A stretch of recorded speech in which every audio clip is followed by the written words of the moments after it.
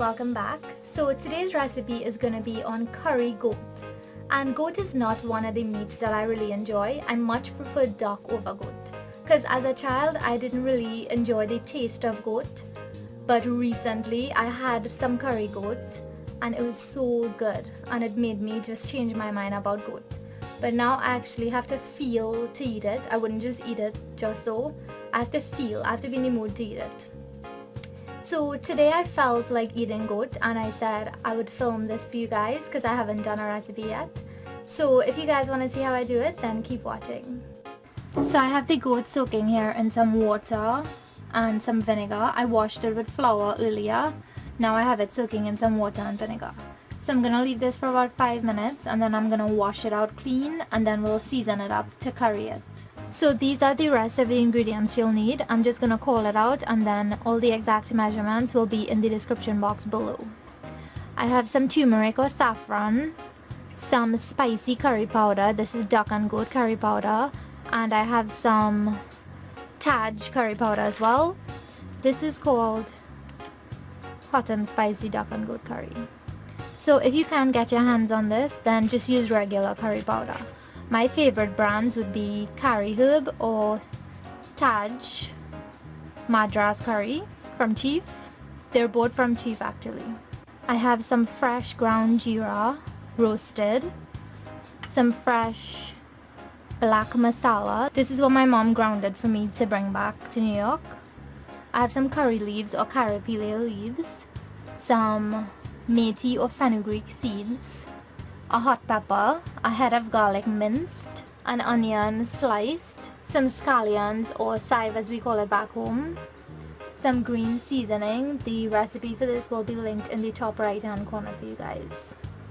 And you'll just need some salt and maybe a little bit of black pepper. So I'm gonna be back to season up the goat now. So I have about 3 pounds of goat here that I bought. It's already cut up. I bought it in the grocery. But if you can get it fresh at your butcher, then that'll be great. But I got mine at the grocery. So I washed it thoroughly with vinegar, flour and water. Now I'm gonna add some salt.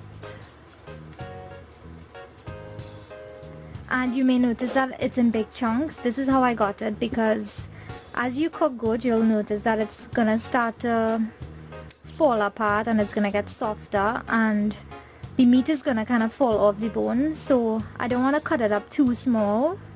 I'm just gonna leave it. So as it cooks, it'll kind of break apart by itself. I'm adding some black pepper. This is the magical stuff here. Some green seasoning.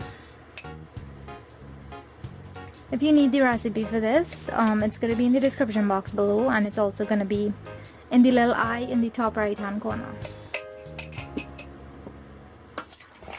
So just give it a good mix.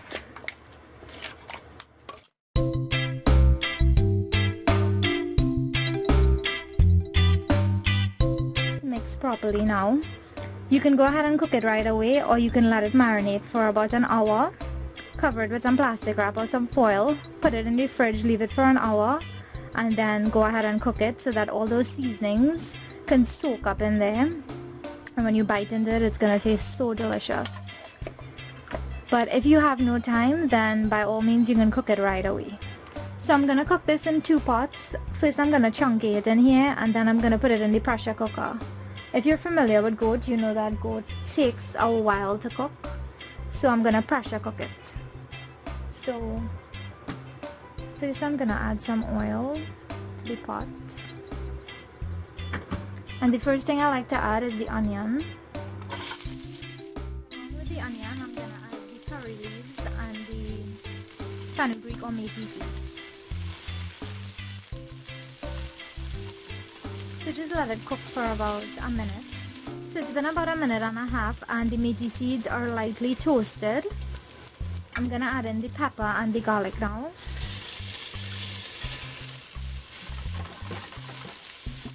And just saute that for about a next minute. So after another minute, it's time to add our curry in. So I'm just gonna lower my heat to medium. And to a bowl with some water, I'm going to add in the duck and goat curry, along with the regular curry, the geera or cumin and black masala, as well as the turmeric or saffron. So you just want to stir that. It's gonna be like a little slurry, like a thick paste.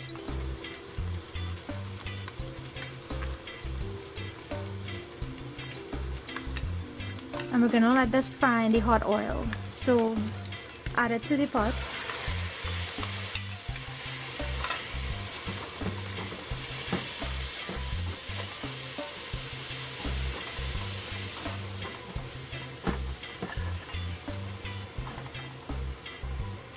So my heat is on medium. I'm gonna add a little bit more water to this. When this dries down, I'll add the water. So you want the curry to cook properly, because if it's undercooked, that's what's gonna cause your stomach to pain. So once it's kinda dried up a little, I'm gonna add the rest of the liquid.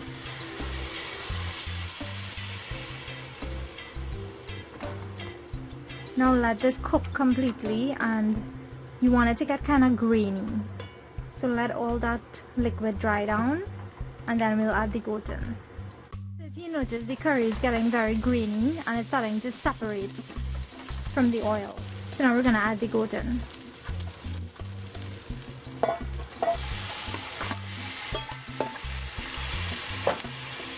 And you want to save the seasonings in this bowl, because we're gonna add some water to this and add it to the pressure cooker.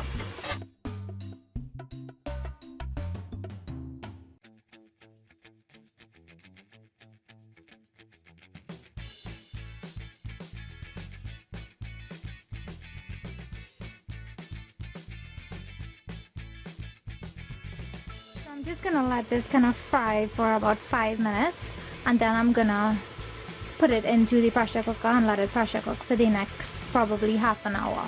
So it's been 5 minutes. I'm gonna turn the heat off on this, and I'm going to add it to my pressure cooker, and then I'll show you guys from there. So what you'll want to do is add some hot water to this, just to get all those nice curry flavors out. You want to add it to your pressure cooker with your goat. So I'm gonna just add a little bit of water, probably about 1.5 cups to this, and I'll add it to the goat. So to your pressure cooker now, you want to add the liquid from the pot that we chunkated it in. And you could skip this step if you want. You can just cook it in your regular pot, but it'll cook for about 2 hours, about 2.5 hours. Because as I said, both take very long to cook. Now I'm gonna add the seasoning water. This is the bowl that the goat was in. I just added some hot water to this. So I'm gonna just add that to the bowl. Okay, now you wanna turn your heat up to medium. So on top of the goat, you wanna add your scallions or chive. And if you wanna add any extra seasonings, I'm gonna add just about a teaspoon of green seasoning. Now put your lid on and put your pressure regulator on it. And we're gonna leave this to cook or pressure cook for about half an hour, and I'll come back and show you guys what it looks like. So it's been half an hour and the goat is pressuring away. I'm gonna turn the heat off, and I'm gonna let the pressure reduce inside there before I take the regulator off, because I don't want this whole thing to pop out. So you want to wait until you don't hear any noises or you don't see any steam coming out. That's when you'll know the pressure is completely reduced. So just leave this to sit for about 10 minutes. If you want to do it quickly, you could put it in the sink and run some cold water over it, or just rest the entire pressure cooker in probably a big container of cold water. So I'm just going to leave this for about 5 minutes, and then I'll show you guys it when I take the cover off.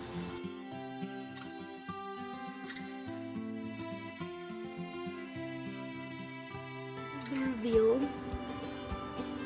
I just popped the cover open, and the goat is so soft and nice. I just touch it and it's falling off the bone. So I'm just going to turn the heat on to high, and you just want to let the liquid kind of reduce a little, just to get a thick gravy. and then it should be done. So if you want to add any more pepper or seasonings or anything, now would be the perfect time. You could actually taste it now for salt or anything, or if you want to let it reduce a little and then taste it. So I'm going to leave this for about 10-15 minutes until it has a nice thick gravy, and then I'll turn it off. If you're doing this without a pressure cooker, you would want to cover your pot flush right around so that the steam is kept inside, and you want to leave it for about 2 hours, and in between just raise the cover about once or twice, turn it, make sure it's good and it's not sticking or it needs more liquid or anything, and you should be fine after 2 hours. If the goat is really hard, then you may need to cook it a little more. And some people like to add coconut milk to their goat. You could do that as well. To me, I find it takes away from the real curry flavor. I like that real spicy curry flavor. And like I said, I'm not a lover of goat, so I have to make it specifically how I like it to be able to eat it. So it's about 10 minutes into the reduction period, and it's reduced quite a lot of the liquid. What I like to do as it reduces and it's nearly finished, I like to just sprinkle a little bit of roasted ground geera on top. This is the fresh geera that my mom made for me. It's so good.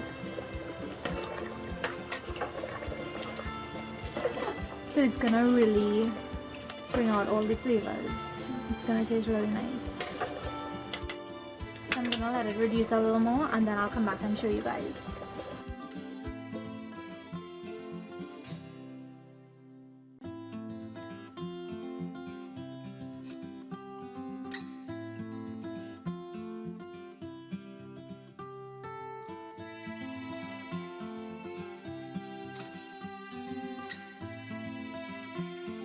Finished now. I'm just gonna plate it with some dhal and rice, and I'll show you guys what it looks like.